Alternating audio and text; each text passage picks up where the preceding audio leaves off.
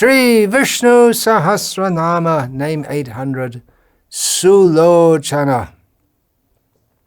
Su, as we have heard in several names just previously, such as Sundara and Sundar, is an upasaga, a prefix, which means good or very increased. Lochana means eyes. From the understanding that which sees, the ability to see. So, the beautiful eyes of the beautiful Supreme Personality of Godhead, or the beautiful-eyed Supreme Personality of Godhead. We've just had the name Sundara, beautiful. And we've had Svanga. All his bodily parts are beautiful. And this name is particularly focusing on the beauty of his eyes. There are names of the Supreme Lord which focus on the beauty of other parts of his body. Many names highlighting the beauty of his lotus feet, Kamalacharan, for instance. His hands, Padmapani. His navel, Padmanabha, we just here, Ratnagarbha. This name is Su-locanah, highlighting the beauty of the eyes of the Supreme Personality of Godhead. We have already had here in Vishnu Sahasranama similar names, Pushkaraksha, Pundarikaksha, Aravindaksha, which all means lotus-like eyes, Mahaksha, great eyes, big eyes. We also have coming up 885 name, Ravilochana, eyes like the sun, and this is Su-locanah, whose eyes are beautiful, bewitching, bewildering. Parashara Bhattar is commenting on this series of names, still for another 10 names, on the Buddha avatar, how the Supreme Personality of Godhead in the form of Buddha cheated the demons. He explains, Sri Parashara Bhattar, Tata hridayalu chara lochana Su-locanah. He is called Su-locanah because in his Buddha avatar, he had charming eyes which enticed the tender-hearted. So we've heard in so many ways, by the way he speaks, by the way he rubs his belly. In so many ways, he tricks and deludes. Sammohaya Sura Dvisha, we have in the Bhagavatam. Buddha Nam Nam Jana Sutta, Kikate Shu Bhavishyati, Tata Kalo Sampravritte.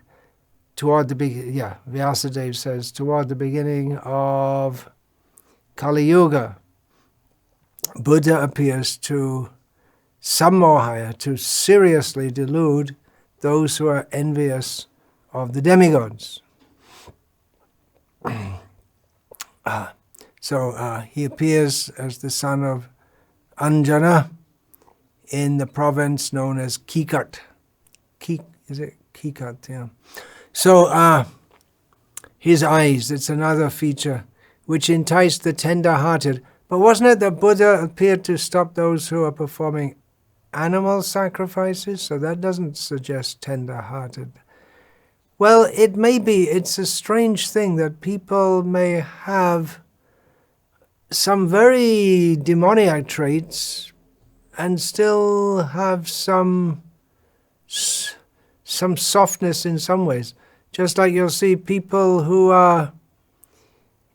they don't think about it. Most people don't even think about it. With the aggressive vegan movement going on, they're forcing people to think about it more and more. But most people who eat meat, they don't think there's anything wrong in the pain and suffering that's gone into that little strip of meat that they're eating. But the same people who, it used to be that people would kill chickens themselves, keep chickens and kill them, or pigs, or whatever. Still, here in India up to the present day, you buy a live, not you who are listening probably, but it's common people, they choose a chicken from a bunch in a cage, and then the butcher just chops the head of the chicken off right in front of their eyes, or they may take the chicken home themselves to be even fresher and kill the chicken themselves. And they'll very affectionately feed that to their family members. There's a series of books which I first saw in the office of one of our devotees in Russia, actually. It's called Chicken Soup for the Soul. About 20 years ago, I suppose, the first of this series of books came out. So Chicken Soup for the Soul. And it's all stories of nice people who do nice things which they don't have to do, just to be nice to others. And in this way, they spread the milk of human kindness. And it's supposed to be inspirational, that by reading these stories, you also think, how can I be nice to others? And in this way, the world becomes a better place. The title is Chicken Soup for the Soul. So the idea, chicken soup. Why chicken soup for the soul? They don't know what the soul is, but why chicken soup? The idea is that your mother, very affectionate, it's a homemade thing. I don't know, I suppose you don't usually get chicken soup in McDonald's or whatever. But your mother cooks it, and it's a home-cooked thing, and she feeds it to the family members, and it's symbolic of the selflessness of motherhood and the sharing between the family members and all that's good and nice and wonderful in life. So there you have it. There you have it. All that's nice and wonderful and endearing, and it's very nice. You can play some violin music, make you feel, how very nice. But it's not nice for the chicken. But people don't think about that, do they? So they may be soft-hearted in some ways, but have some demoniac tendency also. And it was to curb the demoniac tendency that Buddhadev appeared. And his charming eyes enticed the tender-hearted. And actually, enticing eyes, they do that. They can bewilder. They do bewilder. Even very powerful men are bewildered by the enticing eyes of a woman. Srila Prabhupada wrote in one purport that the great Caesar, the conqueror of so many lands, was conquered immediately by the eyes, just the movement of the eyes of one Cleopatra. So Buddha's eyes. You've seen deities of Buddha. Of course, there are some rather profane or irreverent statues of Buddha. But they're laughing Buddha.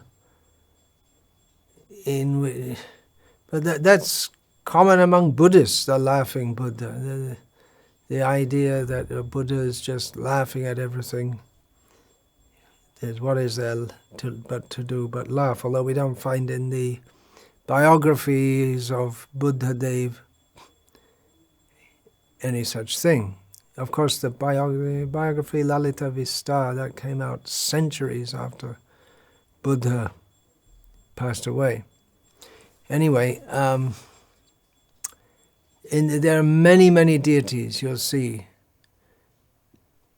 So, much of Southeast Asia, Thailand, of course Sri Lanka, which is not exactly Southeast Asia, but Thailand, in Malaysia I've seen, especially in Thailand, and you'll find the very grave, but the eyes are typical Buddha deities, very extended eyes, the typical you could say, Indian iconography of very extended eyes with long part here. So it looks very charming and beautiful. So with the eyes, Buddha Dev, that was also, it's a whole experience.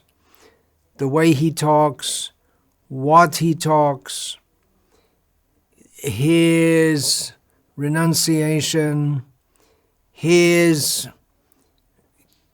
wanting to communicate something, his humility, his beauty, his eyes, it's a whole experience.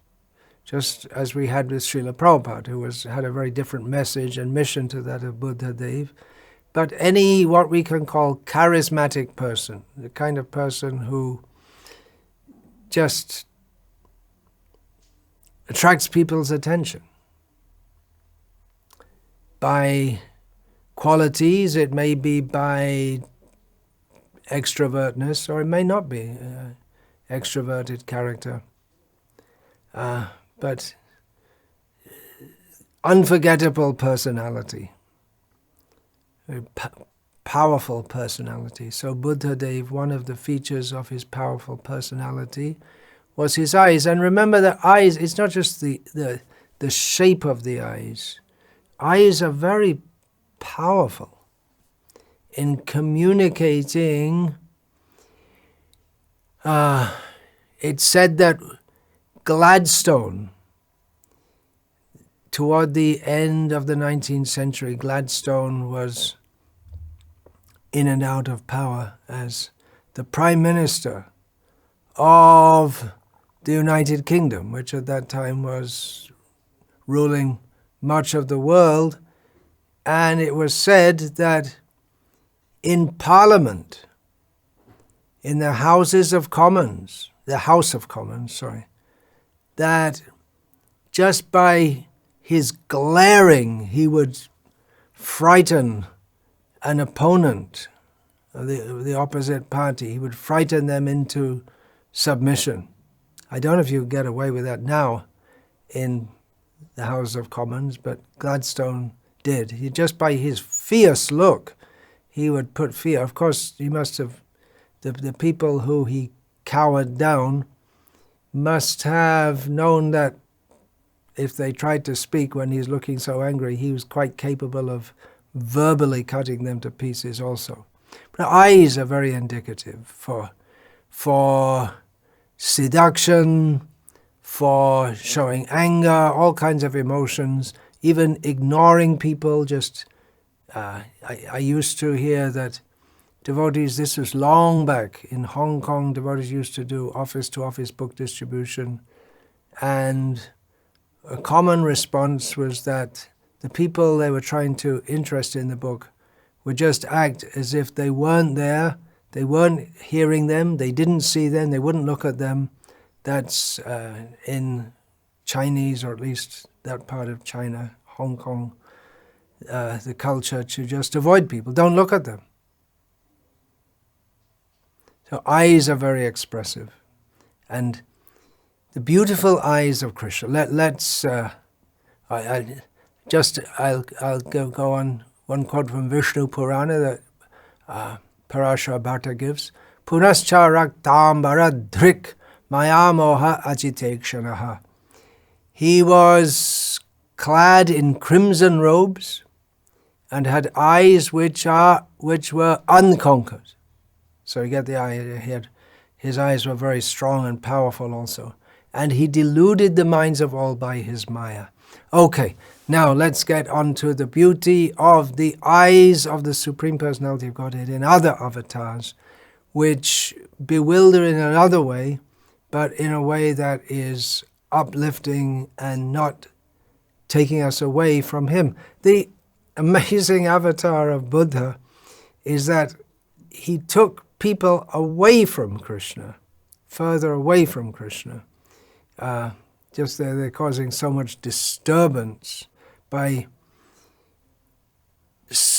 supposedly representing the Vedic culture and making the path to Krishna completely confused. So better take them further away from Krishna.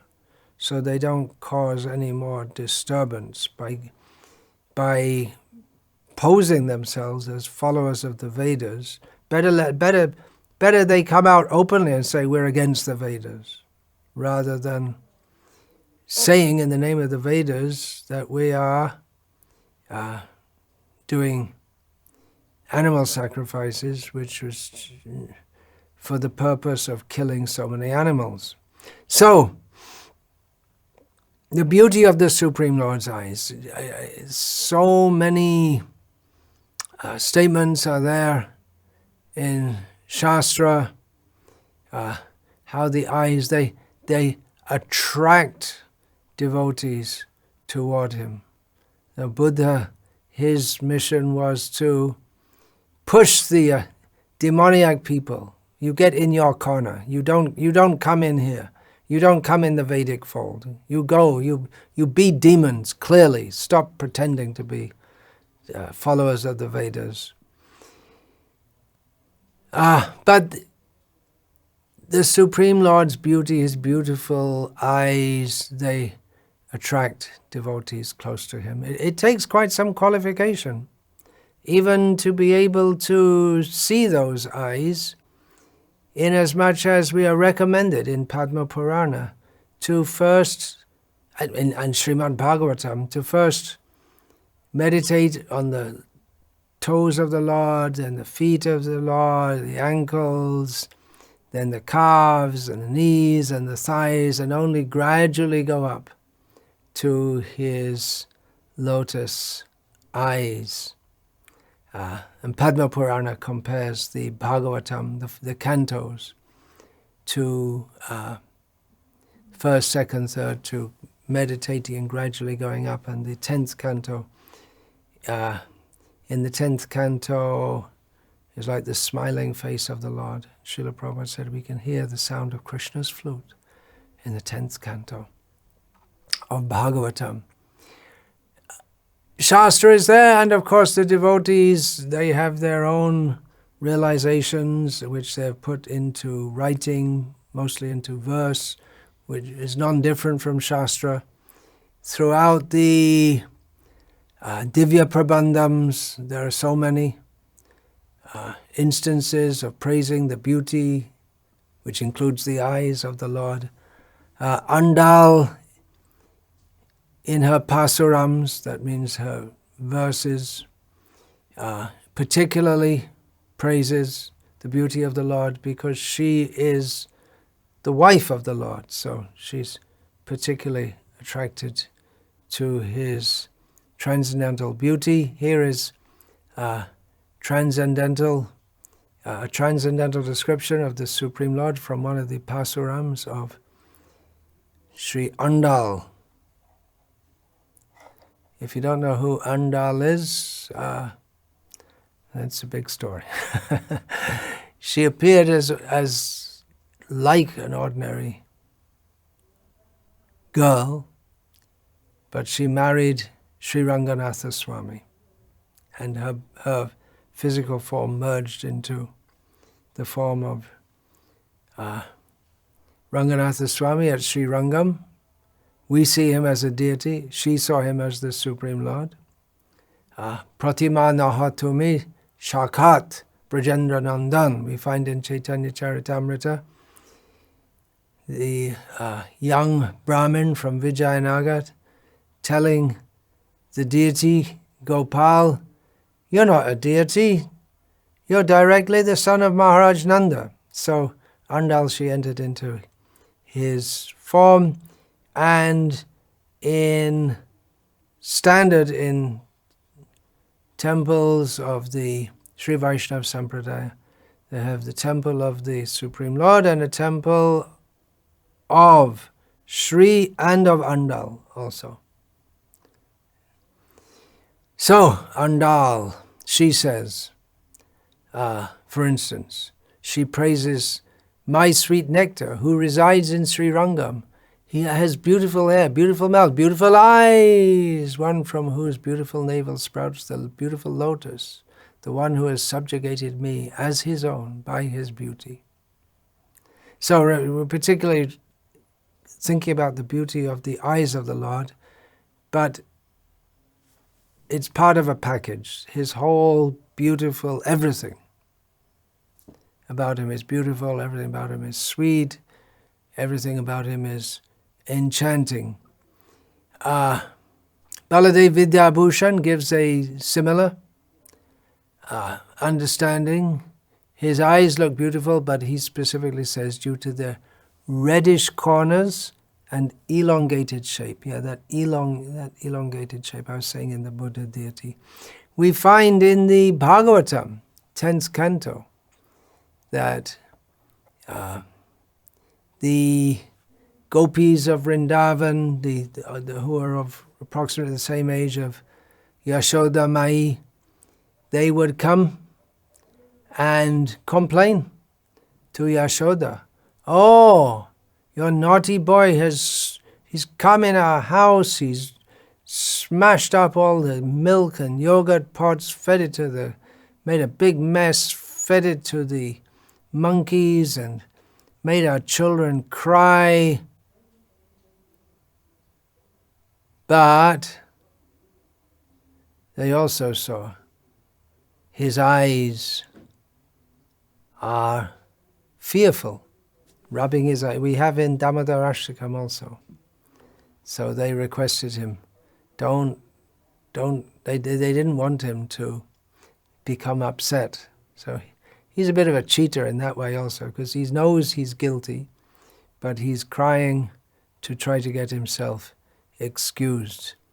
So they were the eyes of Krishna, made the very soft heart, soft as butter, soft as the butter they would churn. The eyes of Krishna charmed the hearts of the women of Vrindavan, so that even though Krishna should have been punished, they didn't want him to be punished.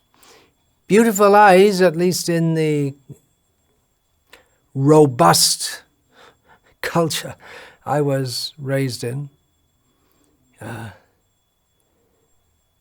Maybe you call it patriarchal or whatever, male-oriented culture in which I was raised in. Beautiful eyes are usually associated with women. We don't usually we don't even use the word beauty much in relation to men at all. It's more like he's handsome, he's stocky. We'll use words like that. Strong, well-built. Those are compliments for the physical form of a male. But remember, Krishna is a softie. We just had that name, Sundar. So he's very soft-hearted. And the whole concept of manliness in Vaishnava culture, Vedic culture, it's different to that of the ultra macho guy of the what is that, Rambo movies and all that kind of thing. It's not so extreme like that. Krishna can fight and kill, and he can play on his flute and entice the gopis. In Dwarka also, the same Krishna who fights and kills, he's a very good father, very good husband, very good father. We don't find him beating his 16,108 wives, and he doesn't beat any of them. Krishna, Krishna. His eyes are so attractive and luring, fascinating, that all the purified beings in the universe are attracted to him. But it requires purification. Otherwise, we might not even notice how beautiful Krishna is. Throughout the ages, there are different movie heroes, just like that Rambo was some series of movies, I believe. And I believe the star who played that, the actor who played the role, was Arnold something or other, Schwarzenegger, something like that. So he's one movie star, and then there have been so many before, and they get forgotten, and then there are others come up, and there must be someone else who's a big movie star now, and men stars, female stars, and I guess it's time they had some LB, whatever it is, LBGQT or something like that star, who looks attractive to other LG, whatever they are. But they come and they go. They're remembered for some time and then forgotten. Oh, little bit of trivia here. From the early 1980s in Dhaka, Bangladesh, our landlord, who spoke good English, which was unusual for Bangladeshis at the time, telling us with tears in his eyes about Greta Garbo and the movies he used to watch. Greta Garbo was some Swedish woman who went to Hollywood and became a big film star. How many heard of her? Who's heard of her? Lost in the winds of time, gone with the wind. But Krishna, he's not forgotten. His eyes don't become old and worn out and dull and grey. His eyes are eternally full of love and kindness and affection and compassion and tenderness and care and concern and bewitching beauty for those who are fortunate enough to be on that level of being attracted to Krishna in the role of a lover. It's not an ordinary thing to be in that role. But some see his eyes just like male and female. They just by looking at each other, human I'm talking about, they can just awaken the attraction between them just by looking at each other. So that's there with Krishna also. If someone is so fortunate to be so exalted that they can relate with the Supreme Personality of Godhead in the mode of male to female love.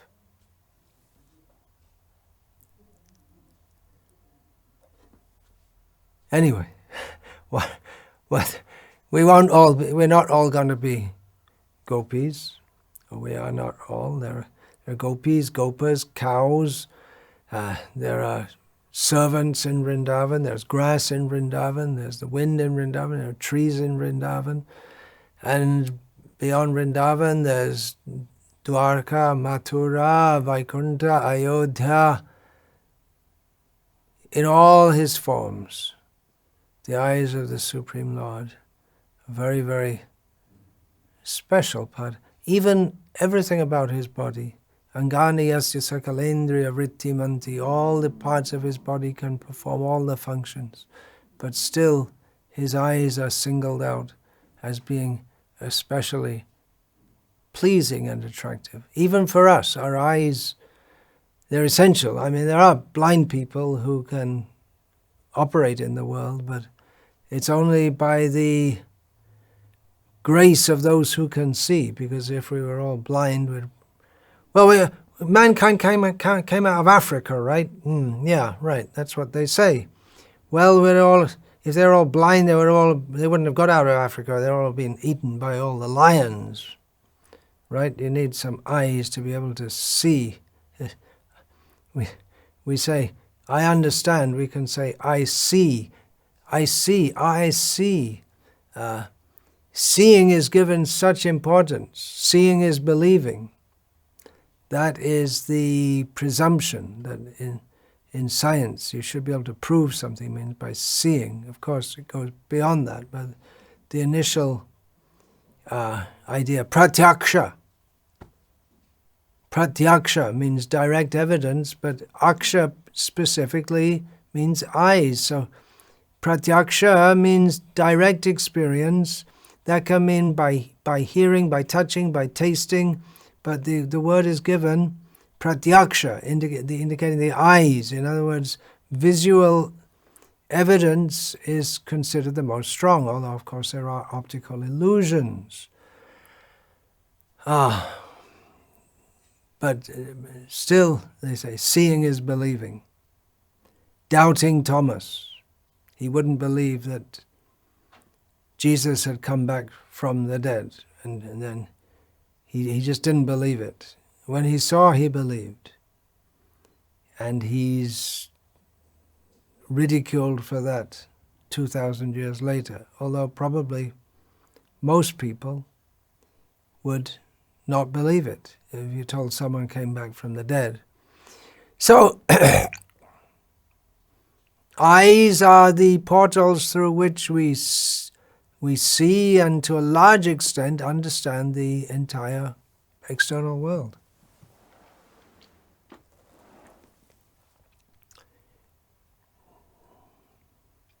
Watch out! There's some danger, we say, watch out. We don't say, hear out. Or we say, look out. There's a golf ball coming. You're walking along and people are playing golf. That happened to me once when I was a kid. I was walking on a Boxmoor Common, where it's converted into a golf course. It used to be for grazing cows and sheep. And golf course. I was just walking one day and then, watch out! I looked up and there's a golf ball coming towards me. So I got out the way. Otherwise, might not be here today to talk about all these things. So the eyes. Actually, Srila Prabhupada gave the example that when we're asleep, it's the ears that are alert. But in waking life, generally we look to see. It's different for dogs. They see, but they perceive the world more from their sense of smell, so we're told, from dogologists, or whatever the word may be, dog experts. But in human life, seeing is very, very important. And then the internal eye, antarchakshu, the eye of knowledge. So Krishna helps to open the eye of knowledge. I'm not talking about the third eye here. I'm talking about the ability to perceive things as they really are. That is jnana chakshu. We receive the eye of knowledge from Guru, who is empowered by Krishna to open our eyes. Ajnanatimirandhasya jnananjana shalakaya chakshurin militam yena tasmai Shri Gurave Namaha. We pray to the Guru as one who opens the eyes of us who are in the darkness of ignorance by applying the ointment of transcendental knowledge. Another meaning then of Su-locanah is one who has wisdom, vision of the self, clear understanding of the self. Yes, for that we need the eye of knowledge, because we look and we see and we misunderstand the body to be the person. But one who has the eye of knowledge sees that it's not the body that is alive, but it's the self, the Atma, the Jiva within every body. So obviously this attribute is there in the Supreme Personality of Godhead. And it may be in others also, but it's definitely with him. And therefore he's called Su-locanah. Shobhanam lochanam. Lochanam here means nayanam, eyes. Atava jnanam atyeti su-locanaha. He who has splendid, auspicious knowledge is called Su-locanah. His knowledge is always correct and complete in all respects.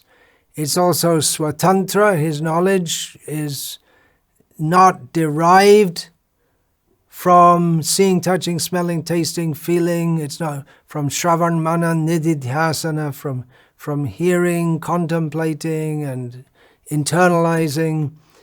His knowledge is always existent with him.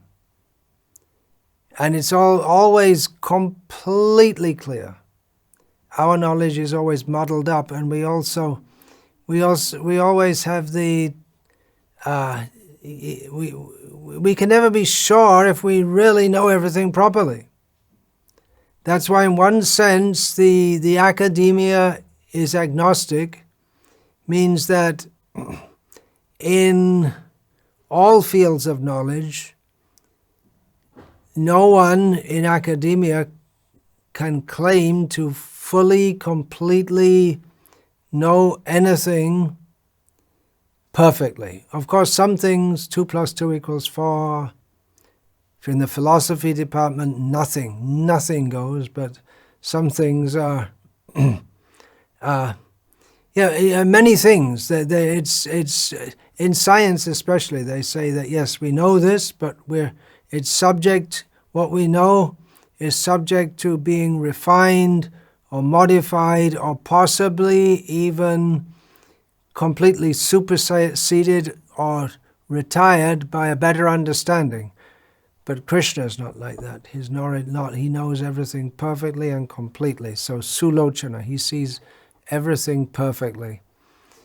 No one, and this is a Madhva Sampradaya understanding, because it's different in the Sri Vaishnava Sampradaya. Even Lakshmi cannot fully understand him because or the knowledge that he has. Now, of course, in Sri Vaishnava Sampradaya, Lakshmi is on a footing, same footing as the Supreme Personality of Godhead, Narayana, but Madhva Sita. That's a major difference. And even what I'm saying, it's a simplistic statement because there are so many nuances, but basically that is a major difference between Sri Vaishnava Sampradaya understanding and that of Madhva Sampradaya.